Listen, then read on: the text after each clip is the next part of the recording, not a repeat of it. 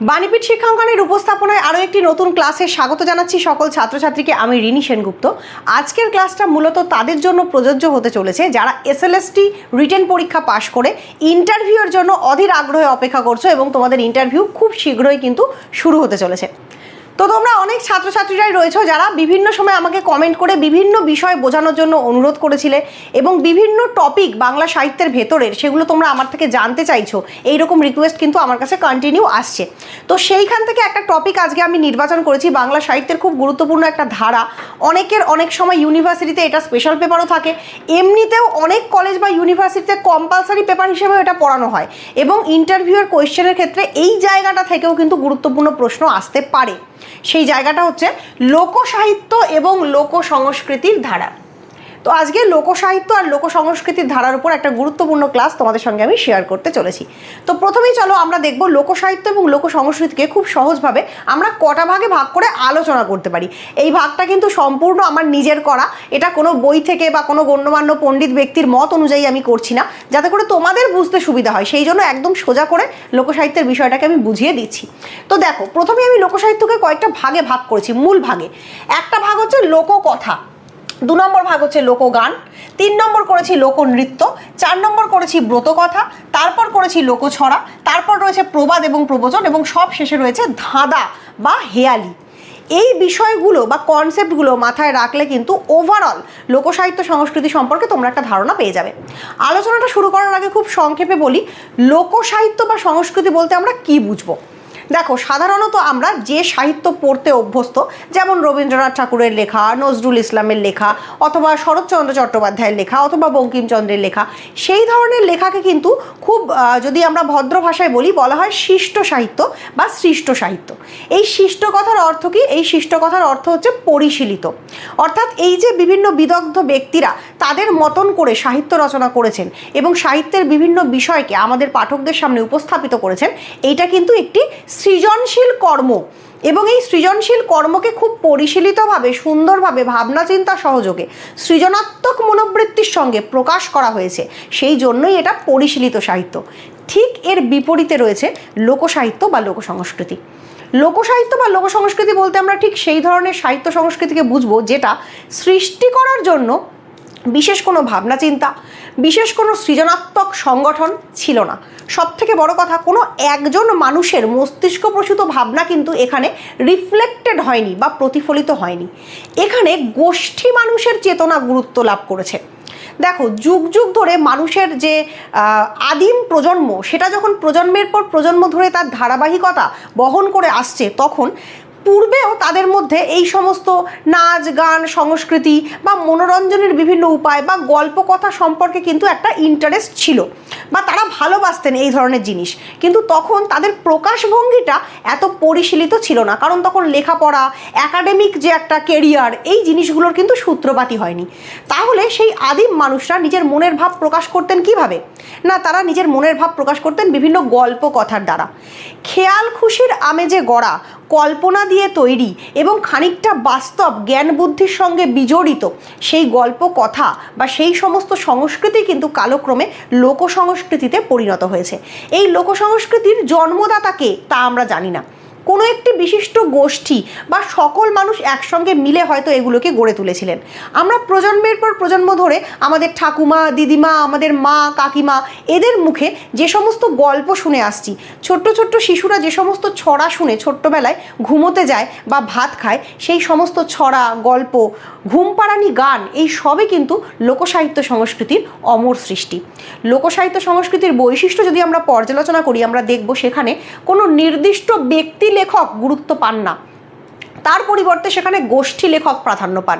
সেখানে ঐতিহ্যের একটা গভীর সূত্র নিহিত থাকে, প্রজন্মের পর প্রজন্মের গভীরতা থাকে।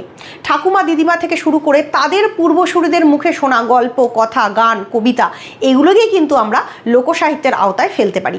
তো তোমরা নিশ্চয়ই বুঝতেই পারছো, লোকসাহিত্য সংস্কৃতি কিন্তু আমাদের পরিচিত যে সাহিত্য সংস্কৃতি তার থেকে একটু আলাদা বা ভিন্ন ধরনের একটা তার কনসেপ্ট রয়েছে।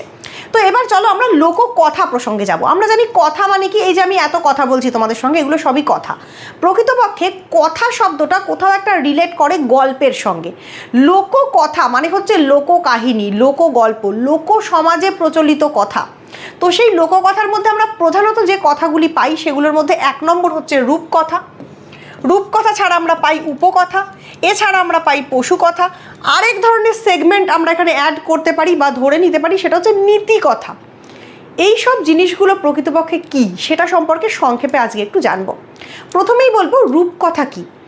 রূপকথা হচ্ছে রূপকাত্মক কাহিনী বা কথা, যে কথার মাধ্যমে রাজকন্যা, রাজপুত্র, রাজা, রাক্ষস, খোক্কস, রাক্ষসী, খোক্কসী, ডাইনি বুড়ি, ব্যঙ্গমা, ব্যঙ্গমী এই সমস্ত চরিত্রের সমবায়ে একটি কাল্পনিক কাহিনী অপূর্ব সুন্দরভাবে সঞ্জীবিত হয় এবং যে দর্শক, যে শুনছে বা যে শ্রোতা, তার মনে একটা অদ্ভুত সুন্দর গঠন কাঠামো তৈরি করে, কানে অদ্ভুত একটা মাধুর্য সঞ্চারিত করে, বাচ্চাদের শিশু মনকে কল্পনার আবেশে জড়িয়ে তোলে বা ভরিয়ে তোলে এবং সবথেকে বড় কথা, কাহিনীগুলো শেষ পর্যন্ত একটা সুন্দর পরিণতির দিকে পরিণতি লাভ করে। তাকেই আমরা বলতে পারি রূপকথা।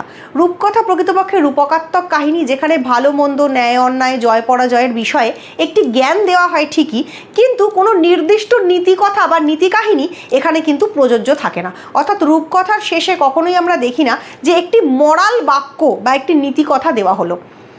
পক্ষান্তরে উপকথা হচ্ছে এমন ধরনের কাহিনী যে কাহিনী রূপকথা থেকে আকারে অনেকটা ছোট এবং উপকথার কাহিনীগুলি যেন একটু অন্য রকম ধাঁচে লেখা। রূপকথার যেখানে চরিত্র হয় বিভিন্ন রাজা, রাজরা বা সাধারণ মানুষ, সেখানে উপকথার চরিত্র বেশিরভাগই জড় জগতের বিভিন্ন পদার্থ, কীট পতঙ্গ অথবা পশু পাখি। উপকথার মধ্যে আমরা সবসময় দেখি খুব ছোট্টের ওপর বা স্বল্পের ওপর একটি জ্ঞান দেওয়ার প্রবণতা থাকে এবং উপকথার শেষে সবসময় নীতিকথা যুক্ত হয়। তাই উপকথাকে আমরা এক অর্থে নীতিকথাও বলতে পারি। এছাড়া আমরা দেখি আরেকটি নতুন ধরনের লোককথা, নতুন ধরনের বলা ভুল, যুগ যুগ ধরে হয়ে আসছে এইটা, কিন্তু নতুন করে তার নাম দেওয়া হয়েছে, সেটা হলো পশু কথা। অর্থাৎ বিভিন্ন পশু পাখিদের দ্বারা বলা গল্প কাহিনী। ঠিক যেমন পঞ্চতন্ত্রের গল্প, সেখানে বাঘ কথা বলছে, শিয়াল কথা বলছে, সেখানে খরগোশ কথা বলছে, কচ্ছপ কথা বলছে, সেখানে বিভিন্ন প্রাণী নিজেদের মধ্যে মতামত বিনিময় করছে এবং সব শেষে একটি জ্ঞান বা একটি নীতি বাক্য আমাদের মনে গেঁথে দিয়ে গল্পটি শেষ হচ্ছে। তো প্রকৃতপক্ষে এইভাবে করে কিন্তু আমরা পার্থক্য করতে পারি রূপকথা, উপকথা বা পশু কথার মধ্যে। উপকথা এবং পশু কথায় সাধারণত নীতিবাক্য প্রয়োগের একটা খুব গুরুত্বপূর্ণ জায়গা থাকলেও রূপকথাতে সবসময় যে নীতিবাক্য প্রয়োগ করা হতেই হবে এইরকম কোনো গ্যারান্টি বা এইরকম কোনো যথার্থতা থাকে না। তো বর্তমানে আমি কিছু উদাহরণ দেবো। যেমন রূপকথার উদাহরণে আমরা বলতে পারি দক্ষিণারঞ্জন মিত্র মজুমদার কর্তৃক সংকলিত, ভালো করে শুনবে, আমি কথাটা কিন্তু লেখা বলছি না, আমি বলছি সংকলিত, কারণ দক্ষিণারঞ্জন মিত্র মজুমদার যে গল্পগুলিকে সংগ্রহ করেছিলেন সেই গল্পগুলি তার সংগ্রহের পূর্বেও কিন্তু বাংলার যে সমাজে তার অস্তিত্ব ছিল, অর্থাৎ গল্পগুলির অস্তিত্ব ছিল। দক্ষিণারঞ্জন মিত্র মজুমদার সেগুলোকে খুব ভালো করে সংগ্রহ করে সুন্দরভাবে লিখেছেন। তো সুন্দরভাবে প্রেজেন্টেশনের কৃতিত্বটা দক্ষিণারঞ্জন মিত্র মজুমদারের অবশ্যই প্রাপ্য, কিন্তু গল্পের কাহিনীগুলি তার আগেই, তার যে ধাঁচ, তার যে কাঠামো, সেটা নিয়ে কিন্তু বাংলার সমাজে প্রচলিত ছিল। যেমন সুখু আর দুখুর কাহিনী, যেমন এক যে ছিল রাজা, সেই রাজার কিরণমালার গল্প, সেখান থেকে সাত ভাই চম্পার গল্প, যে কোনো রাজা রাজার কাহিনী, নীলকমল লালকমলের কাহিনী, রাক্ষসী খোক্কসীর কাহিনী, এই সমস্ত কাহিনী কিন্তু রূপকথার গল্পের মধ্যে পড়ে। আর এদিকে উপকথার গল্প বা পশুকথার গল্পের মধ্যে আমরা কিন্তু পঞ্চতন্ত্রের গল্পকে ফেলতে পারি, যেখানে আমরা দেখছি খরগোশ এবং কচ্ছপের মধ্যে দৌড় প্রতিযোগিতা হচ্ছে। সেখানে কিন্তু খরগোশের বদলে কচ্ছপ জিতে যাচ্ছে, তার কারণ খরগোশ মধ্য রাস্তায় ঘুমিয়ে পড়ছে। এই গল্পটার মধ্যে দিয়ে যে বার্তা দেওয়া হচ্ছে জনগণকে, সেই বার্তাটা হলো এই রকম যে কখনো নিজের কর্মে অবহেলা করো না, তাহলে কিন্তু তোমার থেকে কম ক্ষমতাযুক্ত ব্যক্তিও তোমাকে পেছনে ফেলে আগে এগিয়ে যাবে। তার মানে হার্ড ওয়ার্ক বা কঠোর পরিশ্রম সবসময় কিন্তু ট্যালেন্টকে পরাজিত করে দেয়।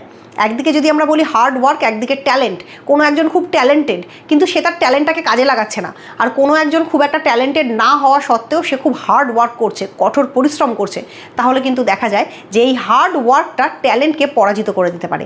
তাই খরগোশ খুব তাড়াতাড়ি দৌড়ানো সত্ত্বেও সে কিন্তু রেসে জিততে পারলো না, কচ্ছপ কিন্তু খুব আস্তে আস্তে এগিয়ে গিয়ে কঠোর পরিশ্রমের দ্বারা জিতে গেল। তো প্রকৃতপক্ষে নিশ্চয়ই বুঝতে পারছো, এইভাবে করে মরাল স্টোরি বা বিভিন্ন নীতিকথামূলক গল্প আমরা পশু কথায় বা উপকথায় দেখতে পাই। রূপকথায় তুলনামূলক জ্ঞান দানের ব্যাপারটা একটুখানি ভেতর দিয়ে থাকে, রূপকের ভেতর দিয়ে থাকে, সেটা আমাদেরকে ধরে নিতে হয় বা বুঝে নিতে হয়, স্পষ্টত সেটা কিন্তু প্রকাশ করা হয় না। যদিও রূপকথাতেও ধর্ম অধর্মের একটা দ্বন্দ্ব দেখানো হয়, মানুষের সঙ্গে রাক্ষস খক্ষসের একটা দ্বন্দ্ব দেখানো হয়, কোনো নেগেটিভ শক্তি বা নেতিবাচক এনার্জির সঙ্গে পজিটিভ শক্তি বা ইতিবাচক এনার্জির দ্বন্দ্ব কিন্তু রূপকথাতেও দেখানো হয়, কিন্তু সেটা টোটালটাই চলে রূপকার্থের মধ্যে দিয়ে, অর্থাৎ ওপরে এক ধরনের গল্প, ভেতরে আরেক ধরনের গল্প, যেটা আমাদেরকে বুঝে নিতে হয়। তো এই হচ্ছে লোককথার কিছুটা সামগ্রিক আলোচনা। এরপর চলে আসবো লোকগানে। দেখো আমি কিছু গান এখানে লিখেছি, যেমন ভাটিয়ালি গান, ঝুমুর গান, ভাওয়াইয়া গান, মৈশাল বন্ধুর গান, এগুলো সবই কিন্তু আমাদের লোকগানের মধ্যে পড়ছে। লোকগানের ক্ষেত্রেও ঠিক তাই, কে এর সৃষ্টিকর্তা, কেই বা গানে সুর দিয়েছে, এইসব বিষয় কিছুই কিন্তু জানা যায় না। আমরা প্রজন্মের পর প্রজন্ম ধরে দেখি একটি নির্দিষ্ট জনজাতি বা একটি নির্দিষ্ট জীবিকার মানুষ বা পেশাগতভাবে একটি নির্দিষ্ট জীবিকায় রয়েছেন সেরকম মানুষরা এই ধরনের গান গাইছেন। যেমন ভাটিয়ালি। বাংলা হচ্ছে আমাদের নদীমাতৃক দেশ, নদীমাতৃক এলাকা, সেখানে প্রতিনিয়তই নদীর ওপর দিয়ে নৌকা চলাচল করে। সেটা বাণিজ্যের কারণে হতে পারে, সেটা লোক পারাপারের সূত্রে হতে পারে, বিভিন্ন কারণে। সেই নৌকার মাঝি মাল্লারা সুর সহযোগে এক ধরনের মন ভালো করা গান গেয়ে নৌকা ভাসিয়ে চলে যান। সেই গানের মেঠো সুর, সেই গানের যে টান, সেই টানই কিন্তু ভাটিয়ালি গানের মাধুর্য সৃষ্টি করে। তো সেই গানকে আমরা বলবো ভাটিয়ালি গান, বাংলার মাঝি মাল্লাদের গান। ঝুমুর গানও বাংলার একটি বিশিষ্ট গান এবং নাচ। ঝুমুর কিন্তু নাচের ক্রাইটেরিয়াতেও পড়ে। আমি দেখো পাশেই লিখেছি লোকনৃত্য, এই লোকনৃত্যের মধ্যেও কিন্তু ঝুমুর নৃত্য পড়ে, কারণ ঝুমুর গান সহযোগে নেচে পারফরমেন্স করা হয়, এটা এক ধরনের পারফর্মিং আর্ট। এরপর চলে যাব ভাওয়াইয়া। ভাওয়াইয়াও এক ধরনের গান। এছাড়াও আরও অনেক লোকগীতি আছে, যেমন হচ্ছে সারি গান, জারি গান, এগুলোও কিন্তু লোকগীতির অন্তর্ভুক্ত, মুসলিম সমাজে বহুল প্রচলিত। এছাড়া চলে যাব মৈশাল বন্ধুর গানের প্রসঙ্গে। মৈশাল বন্ধুর গান বলতে বেসিক্যালি বোঝাচ্ছে যারা মাহুত, যারা মোষের পরিচর্যা করে, যারা মোষ দিয়ে গাড়ি চালায়, মানে মোষের গাড়িতে যারা পরিবহন করে, তাদের মুখের এক ধরনের সুন্দর গান। তো এইগুলো হচ্ছে বেসিক্যালি বাংলার লোকগান, ভাটিয়ালি, ঝুমুর, ভাওয়াইয়া, মৈশাল বন্ধুর গান। আমি আরও বললাম সারি গান, জারি গান। তোমরা কিন্তু এই গানগুলো সম্পর্কে কিছু তথ্য জেনে যাবে। কেমন তথ্য জানবে এখান থেকে? না, এই গানগুলি কোন এলাকায় প্রচলিত, এই গানগুলি পার্টিকুলার কোন পেশাজীবী মানুষ বা কোন ধরনের মানুষ বা কোন জনজাতির মানুষরা গেয়ে থাকেন, গানগুলির মূল রস কী। কোনো গানের মূল রস প্রেম, কোনো গানের মূল রস বিরহ, কোনো গানের মূল রস আবার বন্ধুকে ছেড়ে বহু দূরে যাওয়ার হৃদয়ার্থী। তো দুঃখ, কষ্ট, বিরহ, প্রেম, এইরকম বিভিন্ন বিষয় যেগুলো গানগুলির অবলম্বন, সেগুলো তোমাদেরকে জানতে হবে। কোন গানের অন্তর্নিহিত তাৎপর্য কী, সেগুলো তোমাদেরকে জানতে হবে। এরপর চলে যাব লোকনৃত্যে। লোকনৃত্যের মধ্যে আমি দুটো লোকনৃত্য এখানে রেখেছি, ছৌ আর গম্ভীরা। এছাড়াও কিন্তু আরও লোকনৃত্য রয়েছে আমাদের বাংলার সমাজে প্রচলিত অবস্থায়। তো লোকগান তো হয়ে গেল, এবার আমি লোকনৃত্য সম্পর্কে কিছু কথা বলবো। দেখো এখানে আমি দুটো লোকনৃত্য রেখেছি, একটা হচ্ছে ছৌ, একটা হচ্ছে গম্ভীরা। তো ছৌ নাচ সম্পর্কে এখন দু চার কথা একটু জেনে নেওয়া যাক। ছৌ নাচ মূলত আদিবাসীদের একটি যুদ্ধ ধরনের নৃত্য, অর্থাৎ ছৌ নাচ যখন দেখানো হয় তখন সেখানে একটু যুদ্ধের মতন অঙ্গভঙ্গি করে মুখোশের ব্যবহারের দ্বারা দৈহিক বলের সাহায্যে এই নৃত্যটা করা হয়। ছৌ নাচ মূলত আমাদের পশ্চিমবঙ্গ, উড়িষ্যা, ময়ূরভঞ্জ জেলা, এই সমস্ত এলাকায় কিন্তু প্রচলিত। আমরা যদি এই ছৌ নাচের পার্টিকুলার জায়গা দেখি তাহলে আমাদের পশ্চিমবঙ্গের পুরুলিয়া ছৌ নাচের জন্য বিশেষ করে বিখ্যাত। এই ছৌ নাচ মোটামুটি 3 রকম ঘরানার হয়। একটা হচ্ছে পুরুলিয়ার ছৌ, একটা হচ্ছে ময়ূরভঞ্জের ছৌ, একটা হচ্ছে সরাইকেল্লার ছৌ। তো মোটামুটিভাবে ছৌ নাচ সম্পর্কে এই বিষয়গুলো একটুখানি তোমরা জেনে রাখবে। এছাড়া জেনে রাখবে ছৌ নাচের মুখোশ প্রসঙ্গ। ছৌ নাচে যে মুখোশটি ব্যবহার করা হয় সেটি বেশ বৃহৎ আকৃতির এবং মুখোশটি বানাবার পদ্ধতিও কিন্তু বেশ মজার। এই মুখোশটি বানাবার জন্য প্রথমে দোআঁশ মাটি দিয়ে আর কাঠ দিয়ে কাঠামো তৈরি করা হয়। তারপর কিন্তু তার ওপরে পরতে পরতে কাগজ, কাপড়, আঠা ইত্যাদি দিয়ে বেশ মোটা করে মুখোশের যে প্রধান ছাঁচ সেটা তৈরি করা হয়। তারপর নানান ধরনের রং দিয়ে সেই মুখোশকে রঙিন করে তোলা হয়। তারপর বিভিন্ন রকম গয়না দিয়ে সেই মুখোশকে সাজানো হয়, সেখানে নাকের নথ, কানের দুল, মুখোশের বিভিন্ন পুঁতির সাজ, সেইগুলো সব মুখোশে তৈরি করা হয় এবং সব শেষে সেই মুখোশের ওপর সাবু জাল দিয়ে, সেই সাবুর যে একটা ফ্যান মতো তৈরি করে সেইটা দিয়ে মুখোশকে চকচকে করে তোলা হয় বা মুখোশকে বার্নিশ করা হয়। আর সব শেষে মুখোশের যে চোখ দুটি থাকে বা চোখের মণি থাকে, সেখানে লোহার রড পুড়িয়ে সেই লোহার রড দিয়ে ফুটো করে দিয়ে চোখের জায়গাটা তৈরি করা হয়, যাতে করে শিল্পী যখন মুখোশের ভেতর থেকে নাচবেন তিনি ওই গর্ত দিয়ে বাইরের জগৎটা দেখতে পারেন এবং দেখে প্রপারভাবে তিনি নাচতে পারেন। তো ছৌ নাচে মুখোশের ব্যবহার ভীষণ একটি জনপ্রিয় বিষয় এবং মুখোশের ব্যবহার ছাড়া এক অর্থে ছৌ নাচ কিন্তু অসম্পূর্ণ। যেহেতু ছৌ নাচে যিনি নৃত্যশিল্পী তার মুখটি পুরোই মুখোশ দিয়ে ঢাকা থাকে, সেই কারণেই ছৌ নাচের দৈহিক অঙ্গভঙ্গি, কাঁধ থেকে হাত থেকে কোমর থেকে বডির যে পশ্চার, সেটা খুব গুরুত্ব পায়, কারণ সেখানে মুখের মৌখিক এক্সপ্রেশনের কোনো জায়গা থাকে না। সেই জন্য সম্পূর্ণটাই নৃত্যশিল্পীকে নিজের হাত পায়ের মুভমেন্ট দিয়ে এক্সপ্রেশনের মাধ্যমে নাচটাকে ফুটিয়ে তুলতে হয়। তো ছৌ নাচ ভীষণ সুন্দর একটা জনপ্রিয় শিল্প মাধ্যম। কোনোদিন পুরুলিয়া গেলে অবশ্যই ছৌ নাচ দেখো। আমারও সৌভাগ্য ঘটেছিল ছৌ নাচ দেখবার, তো ভীষণ সুন্দর একটা অভিজ্ঞতা। এরপর চলে যাবো হচ্ছে গম্ভীরা প্রসঙ্গে। গম্ভীরা একটি অন্য রকম নৃত্যের প্রক্রিয়া। নামটা শুনলে মনে হতে পারে যে কি নৃত্য এইটা, আবার নাম হচ্ছে গম্ভীরা। না, গম্ভীরা নৃত্য প্রধানত দেবতা কেন্দ্রিক, দেব মন্দির কেন্দ্রিক একটা নাম। গম্ভীরা শব্দের অর্থ হচ্ছে দেব মন্দির, কিন্তু প্রকৃতপক্ষে গম্ভীরা নাচের সঙ্গে দেবতার তেমন কোনো সম্পর্কসূত্র বর্তমানে আর পাওয়া যায় না। আগে কিন্তু এই গম্ভীরা নৃত্যকে মহাদেবের সঙ্গে সংযুক্ত করে মহাদেবের উৎসব উপলক্ষে নৃত্য করার উপযুক্ত একটি নাচ রূপে দেখা হতো, কিন্তু বর্তমানে যে গম্ভীরা নাচ প্রচলিত রয়েছে সেখানে দুটি মাত্র চরিত্র থাকে। একটি চরিত্র সাজে দাদু এবং অপর চরিত্র সাজে তার নাতি। দাদু এবং নাতি সেজে দুটো চরিত্র বিভিন্ন রকম সামাজিক, অর্থনৈতিক, পারিবারিক বিভিন্ন রকম সমস্যা, বিভিন্ন রকম অসঙ্গতি, এমনকি অনেক রাজনৈতিক বিষয়কেও নৃত্যগীতের মাধ্যমে তুলে ধরে। এখানে দেখা যায় অনেক সময় দাদু নাতিকে প্রশ্ন করছে, নাতি নৃত্যগীতের মাধ্যমে উত্তর দিচ্ছে, আবার অনেক সময় নাতি দাদুকে প্রশ্ন করছে, দাদু নৃত্যগীতের মাধ্যমে উত্তর দিচ্ছে, এবং দাদু আর নাতির এই কথোপকথন এবং নৃত্যগীতের মাধ্যমে একটি কনসেপ্ট, একটি বিষয়বস্তু ফুটিয়ে তোলাই গম্ভীরা নাচের প্রধান উদ্দেশ্য। এরপর চলে যাব ব্রত কথা প্রসঙ্গে। দেখো, এখানে ব্রত কথার মধ্যে রয়েছে পুণ্যিপুকুর, মাঘমণ্ডল আর সেজুতি। এই প্রত্যেকটা ব্রতই কিন্তু কার্যত মেয়েলি ব্রত। মেয়েলি ব্রত বলতে আমরা কি বুঝি না, সমাজে মেয়েরা সংসারের স্বামীর, ভাইয়ের, বাবার, সমগ্র সংসারের কল্যাণের জন্য যখন কোনো পুজো পাঠ করে বা কোনো ব্রত ধারণ করে, তখন আমরা সেটাকে বলি ব্রত কথা। ব্রত কথার কিছু নিয়ম আছে, যেমন ব্রত কথা একটা নির্দিষ্ট সময় শুরু হয়ে একটা নির্দিষ্ট সময় শেষ হয়, বেশ অনেক দিন ব্যাপী এর ডিউরেশনটা কিন্তু চলে। এই ব্রত কথাগুলোর ক্ষেত্রে যেমন প্রত্যেকটা ব্রত কথার ডিউরেশন 1 মাস। একটা মাসের সংক্রান্তি থেকে শুরু হয়ে আরেকটা মাসের সংক্রান্তি পর্যন্ত এই ব্রত চলতে অনেক সময় দেখা যায়।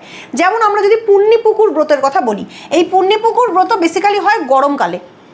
এই ব্রতের মধ্যে আমরা দেখি যে চৈত্র মাসের সংক্রান্তি থেকে বৈশাখ মাসের সংক্রান্তি পর্যন্ত 1 মাস ব্যাপী এই ব্রত পালন করা হয়। এই ব্রত পালনের প্রধান উদ্দেশ্য হচ্ছে যেন সমগ্র গরমকাল ব্যাপী প্রত্যেকটি পুকুরে জল থাকে এবং সমগ্র গরমকাল ব্যাপী যেন আমাদের গ্রামের যে গাছপালা রয়েছে তারা প্রপার বা পর্যাপ্ত জল পায় এবং গ্রামের মানুষের যেন জলাভাব না হয় এবং প্রত্যেকটা পরিবারের মানুষ যেন সুখে শান্তিতে ভালোভাবে থাকে। এই জন্য দেখো, ব্রতের নামই পুণ্যিপুকুর। এখানে কিন্তু পুকুরের একটা গুরুত্বপূর্ণ প্রসঙ্গ রয়েছে। ব্রত করাও হয় সেইভাবে।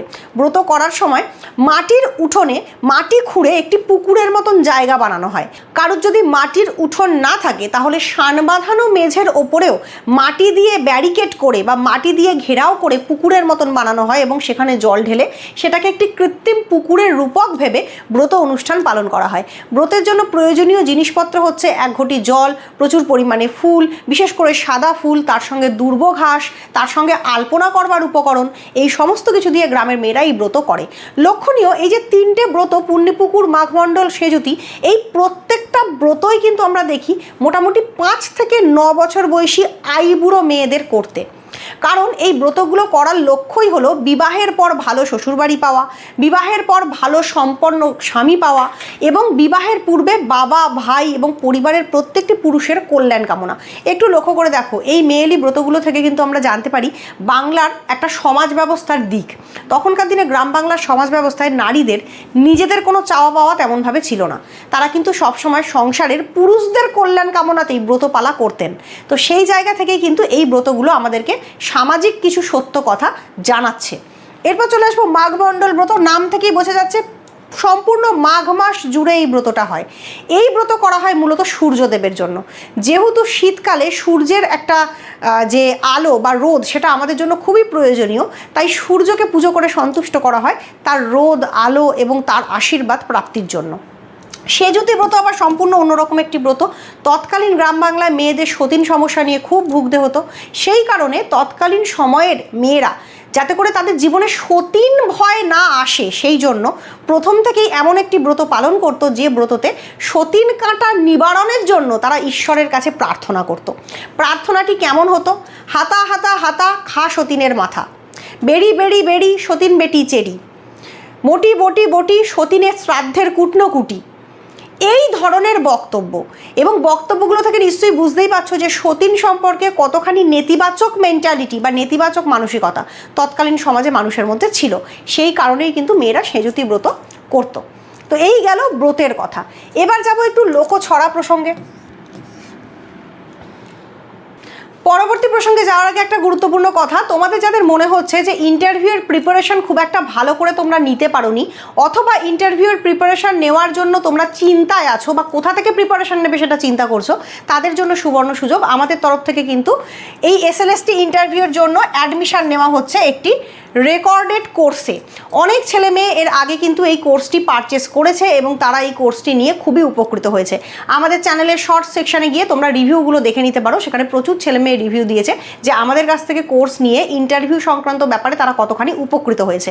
তোমরাও যারা নিতে চাইছো তাড়াতাড়ি এই নাম্বারে কন্ট্যাক্ট করো, 8293588959 এই নাম্বারে কন্ট্যাক্ট করে, হোয়াটসঅ্যাপ করে বা কল করে যোগাযোগ করে কোর্সটি বিষয়ে ডিটেলসে জেনে নাও এবং অবশ্যই কোর্সটি গ্রহণ করো। কারণ এইরকম ইন্টারভিউর সুযোগ মানুষের জীবনে বারবার আসে না এবং তোমরা বহুদিন অপেক্ষা করে বহু প্রতীক্ষিত এই ইন্টারভিউটা পেয়েছো। তো আমি চাইবো তোমরা প্রত্যেকে ইন্টারভিউটা খুব ভালো করে দাও। তো সেই জন্যই বারবার করে বলা হচ্ছে যারা এখনও কোর্সটা পারচেস করোনি তারা অবশ্যই কোর্সটি নিয়ে নিতে পারো।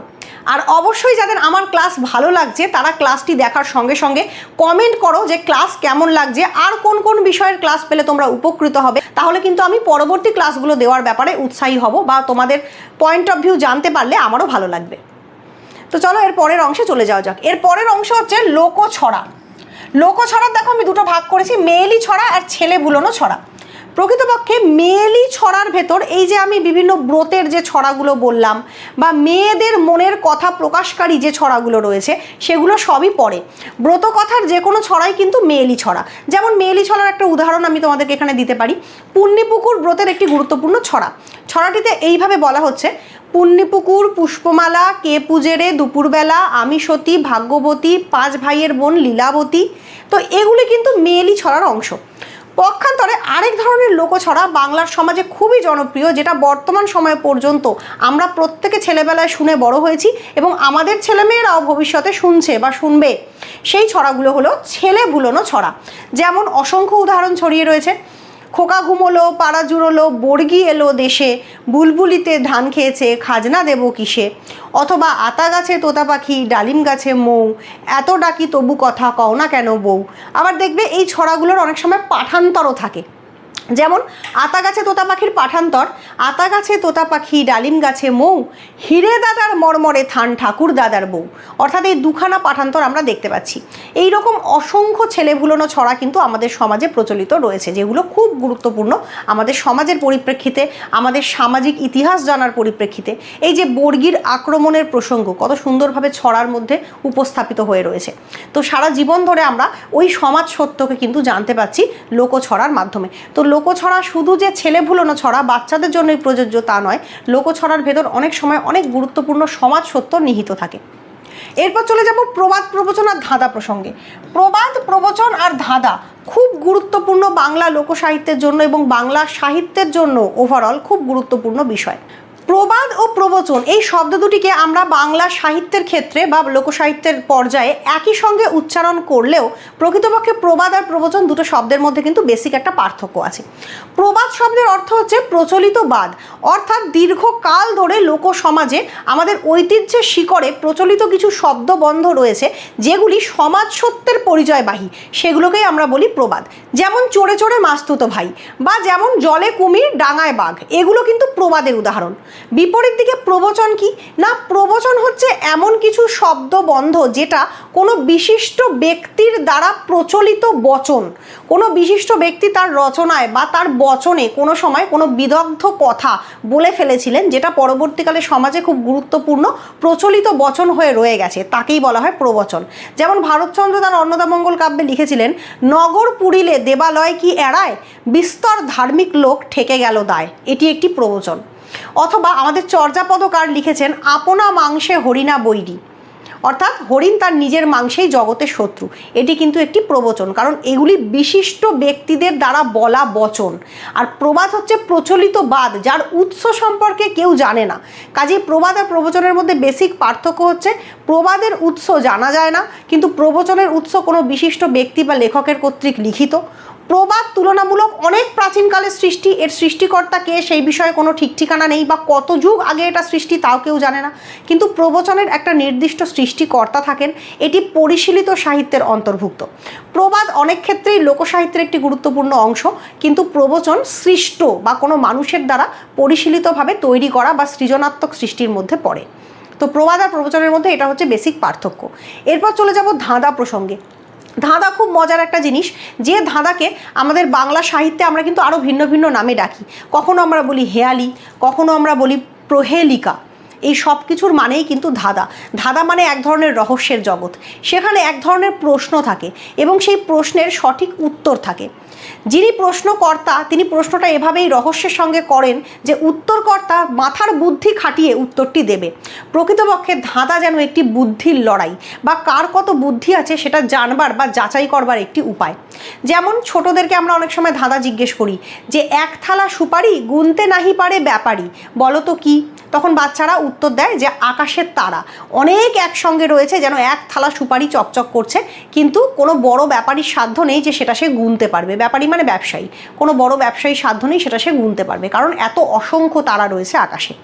এছাড়া আমরা বলি যে কোন চিল ওড়ে না, তখন বাচ্চারা উত্তর দেয় পাঁচিল ওড়ে না।